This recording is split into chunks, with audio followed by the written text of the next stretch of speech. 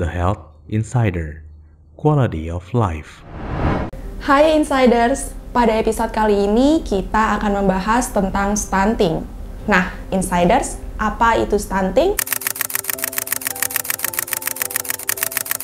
Melansir dari Siloam Hospital, stunting adalah kondisi yang ditandai dengan kurangnya tinggi badan anak apabila dibandingkan dengan anak-anak seusianya. Sederhananya sih, stunting merupakan sebutan bagi gangguan pertumbuhan pada anak. Penyebab utama dari stunting adalah kurangnya asupan nutrisi selama masa pertumbuhan anak.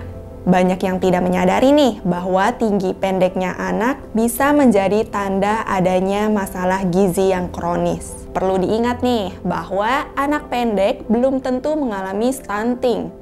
Namun, anak yang mengidap stunting pasti berperawakan pendek.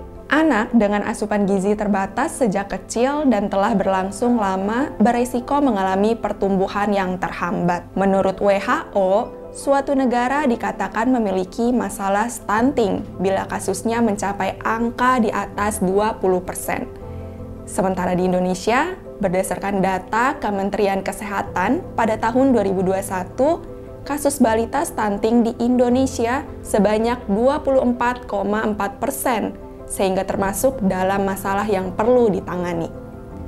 Lalu, apa yang menyebabkan bisa terjadinya stunting?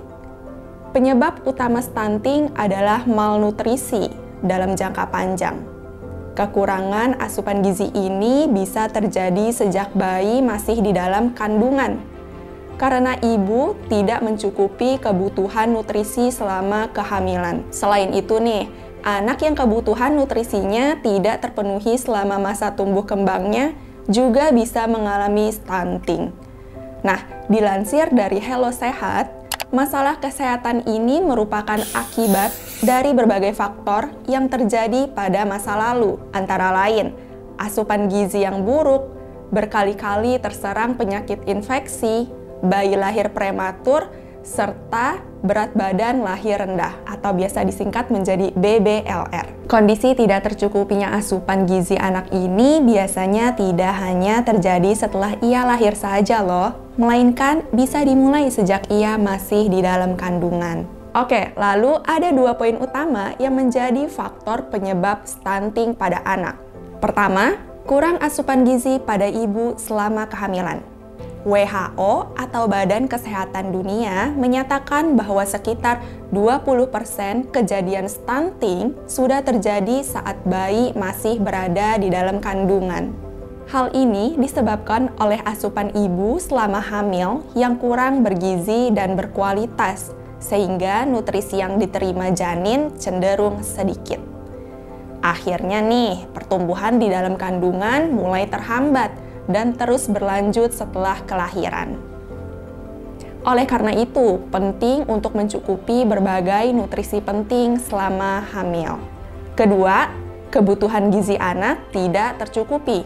Kondisi ini juga bisa terjadi akibat asupan makanan balita saat masih di bawah usia 2 tahun yang tidak tercukupi. Asupan ini bisa meliputi posisi menyusui yang kurang tepat, tidak diberikan ASI, hingga empasi atau kepanjangan dari makanan pendamping ASI yang kurang berkualitas. Nah, kurangnya asupan makanan dinilai menjadi salah satu faktor utama penyebab stunting pada anak, khususnya yang mengandung protein serta mineral zinc atau seng, dan zat besi ketika anak masih berusia balita. Melansir dari buku Gizi Anak dan Remaja, kejadian ini umumnya sudah mulai berkembang saat anak berusia 3 bulan. Proses perkembangan tersebut perlahan mulai melambat ketika anak berusia 3 tahun. Nah, setelah itu, grafik penilaian tinggi badan berdasarkan umur terus bergerak mengikuti kurva standar, tapi dengan posisi berada di bawah. Ada sedikit perbedaan kondisi stunting yang dialami oleh kelompok usia 2-3 tahun dan anak dengan usia lebih dari 3 tahun. Pada anak yang berusia di bawah 2-3 tahun, rendahnya pengukuran grafik tinggi badan menurut usia bisa menggambarkan proses stunting yang sedang berlangsung. Sementara pada anak yang berusia lebih dari itu, kondisi tersebut menunjukkan kalau kegagalan pertumbuhan anak memang telah terjadi. 3. Ada juga beberapa faktor lain yang menyebabkan stunting pada anak, yaitu sebagai berikut. Kurangnya pengetahuan ibu mengenai gizi sebelum hamil, saat hamil, dan setelah melahirkan. Kemudian, terbatasnya akses pelayanan kesehatan, termasuk layanan kehamilan dan postnatal, atau biasa disebut sebagai setelah melahirkan. Nah, kurangnya akses air bersih dan sanitasi, masih kurangnya akses makanan bergizi karena tergolong mahal. Untuk mencegah stunting pada ibu hamil, sebaiknya perlu menghindari faktor-faktor yang tadi saya sebutkan. Nah, insiders, kalau tadi membahas penyebabnya, sekarang kita membahas bagaimana cara mencegahnya. Belakangan, stunting sedang hangat diperbincangkan banyak orang, khususnya para ibu. Berdasarkan WHO, stunting adalah gangguan tumbuh kembang anak yang disebabkan kekurangan asupan gizi, terserang infeksi, maupun stimulasi yang tidak memadai. Kemudian, jumlah penderita stunting di Indonesia menurut hasil Riskesdas 2018 terus menurun. Tetapi, langkah pencegahan stunting sangat perlu dilakukan. Apa saja caranya? Pertama, memenuhi kebutuhan gizi sejak hamil. Tindakan yang relatif ampuh dilakukan untuk mencegah stunting pada anak adalah selalu memenuhi gizi masa kehamilan. Lembaga Kesehatan Millennium Challenge Account Indonesia menyarankan agar ibu yang sedang mengandung selalu mengonsumsi makanan sehat dan bergizi maupun suplemen atas anjuran dokter. Selain itu, perempuan yang sedang menjalani proses kehamilan juga sebaiknya turutin memeriksakan kesehatannya ke dokter atau ke bidan. Kemudian nomor 2, beri ASI eksklusif sampai bayi berusia 6 bulan. Veronika Scherbaum, ahli nutrisi dari Universitas Hohenheim, Jerman, menyatakan ASI ternyata berpotensi mengurangi peluang stunting pada anak berkat kandungan gizi mikro dan makronya. Nah, oleh karena itu, ibu disarankan nih untuk tetap memberikan ASI eksklusif selama 6 bulan kepada sang buah hati. Protein whey dan kolostrum yang terdapat pada susu ibu pun dinilai mampu meningkatkan sistem kekebalan tubuh bayi yang terbilang rentan.